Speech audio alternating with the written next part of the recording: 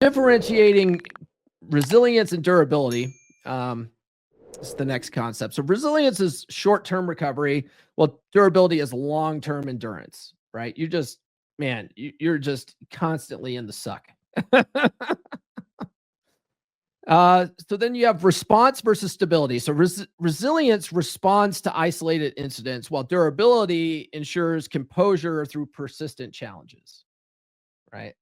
Trying to think of a time where I just had like just one crap storm after the other. I can't think of a time, except for maybe in the military. In the military, they do this kind of stuff to us because when we're getting ready to go on deployments, we go on these like training exercises where we're out for a week, we're in for a weekend, out for a week, right? And we call them workups, like workup cycles. And during those workup periods where you're out for a week, you're literally just doing like 5 general quarters drills a day, and you're not getting any sleep. And it's like that for an entire week, right? Like that's a time in my life where you sort of have to develop a little bit of emotional durability during that time, and otherwise you're going to crack under the pressure, right? But that's the reason why they do that. They do that to get you that habit, get you into that muscle memory of being able to handle crappy situations, because in a wartime situation, it's going to be like 3 times worse than that, right? So a practical example. So a resilient person bounces back from losing a job. Okay. You lose a job. Yeah, it sucks. You bounce back from that. While a durable person endures years of financial hardship with steadfastness. I was talking to, who was I talking to about this the other day? I think it might've been one of my clients. And we were talking about how we're the kind of guys, like I would never be out of work, even if I had to like go get a job at Home Depot for a little bit, you know what I mean? Like I would still have some kind of income coming in, you know? But there's guys who like, they'll lose their, let's say they're, software developer. They lose their software development job and they can't find another job because it's a very competitive market. So they just sit there unemployed for like 2 years, feeling sorry for themselves. I'm like pride doesn't pay the bills, man. Like I would go and get some kind of menial job, something to keep the bills paid, to keep food on the table or whatever. And I'm not above doing that kind of thing, But so I don't understand these guys who are like, they're unemployed for like years at a time. I just can't fathom this.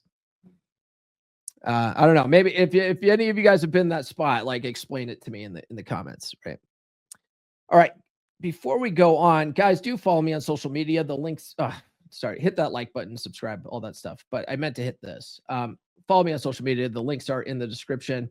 Get on the email list, get the free ebook if you haven't done so already. She's Made You Weak. Besides the ebook, I've also been sending out daily tips on how to improve your relationship over time. So that by itself is a value add. So get that and then get the daily tips emails. And then if you get the ebook, which talks about the betaization process, I really expand upon it and get her to, we're past the 8-minute mark, Get Her to Fuck You Again, which is my latest book. But if you go to books.comeonmanpod.com, you can find all my books. They're available in Amazon, on Amazon in Kindle, paperback, and hardcover, and they're also available in on Audible. All 3 of my books are available on Audible now. RP Thor did the narration for my first book, Everything I Wish I Knew When I Was 18. But I did the narration for the last 2 books, and Get Her to Fuck You Again just became available this week in audio. So let me play a commercial for my book, and then we'll get back to AJ's book here in a minute. There it is. Are you tired of the dead bedroom? Wondering what happened to the passion, the connection, and the spark? Well, here's your answer. Introducing Get Her to Fuck You Again, a red pill guide to fix a dead bedroom, now on Amazon. This isn't about manipulation or tricks. It's about real strategies that work. If your wife has stopped being intimate with you, it's not because the love is gone. It's because the attraction is gone. And that's fixable. This book will teach you the skills to lead your marriage, rebuild your confidence, and become the man she can't stop thinking about. 3 reasons to get this book. 1. It breaks the cycle. You'll learn how to stop doing the same things that are killing her attraction and start doing the things that reignite it. 2. It's practical and proven. With clear, actionable steps, you'll build yourself into the man you were always meant to be. 3. It works for men like you. Paul Bauer has helped hundreds of men just like you fix their dead bedrooms. And now, it's your turn. Don't let another day go by feeling frustrated and disconnected. Go to Amazon right now and buy Get Her to Fuck You Again. Read it, apply it, and watch your marriage transform. The connection isn't gone forever. You just need the roadmap to get it back. And this book is it.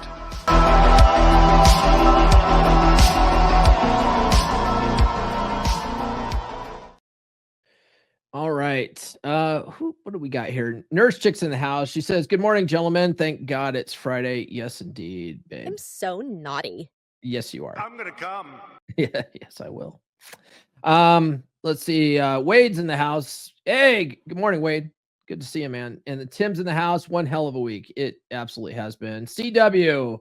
Morning, gents and Nurse Chick. Great meetup last night, beer club. Yes, we had our January meetup last night in beer club, and it was a good turnout. It's always a good turnout. I always like talking to those guys. And then we got a new sign up last night in the middle, and he hopped on the call, and I said, "Hey, man, introduce yourself," and he didn't.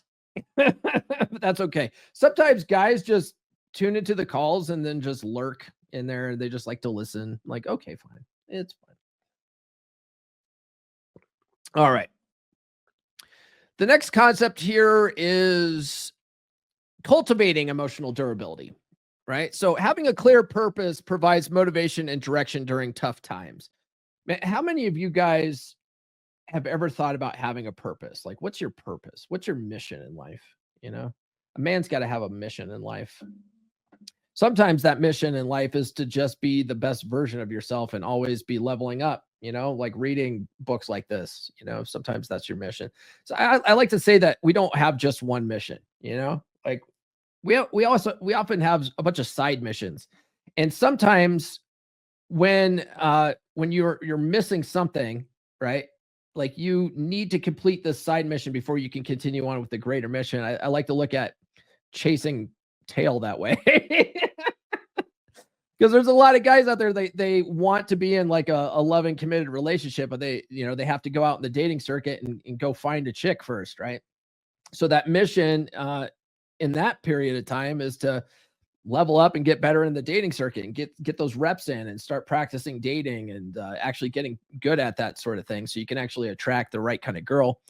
And then once you get that girl, like now the mission is to never stop working never stop working on your sexual market value, right? That's how you put investment into the relationship, by working on yourself as a man.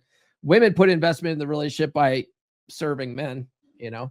Oh, Paul, that's a misogynistic thing to say, but it's fucking true. So that's a mission, right? That's one of your many little missions in life. And then your another mission might be your job and getting better at your career and always leveling up and trying to move to that next rung in the ladder. You know, that might be a mission. It could be that you're really passionate about, helping the homeless or something, right? And so you volunteer on the weekends and you go make food at food kitchens or whatever, and that's a mission for you. Like whatever it is, like you got to have a passion in life that drives you. I have a client, one of my clients right now. He's never even thought about that. He's sort of like, life's always just sort of happened to him. And so on one of the weeks we sit down and think about, hey, what's your mission? Like, create a mission statement for yourself. You know, that's why I'd say at the beginning of the podcast, like, I help men level up and get better with women. That's sort of been my mission statement for several years now. Let's see here. So having a clear purpose, right? Focusing on finding solutions instead of dwelling on problems. That's another thing that'll help you during have emotional durability, right? like a lot of people wallow in like why they can't do stuff or why they shouldn't do stuff or whatever, how everything's possible, or they just really focus in on the problem instead of focusing on solutions to the problem, you know? So if you shift that mindset into being more of a problem solver, like, okay, yeah, it sucks right now. Like he used the example of being out of work, right? Well, what's the solution here? Well, I could go get a job at Home Depot until I find a better job, you know? Right. And then habits. So developing consistent routines like exercise and mindfulness to strengthen emotional foundations. New episodes every Monday, Wednesday, and Friday. Subscribe now.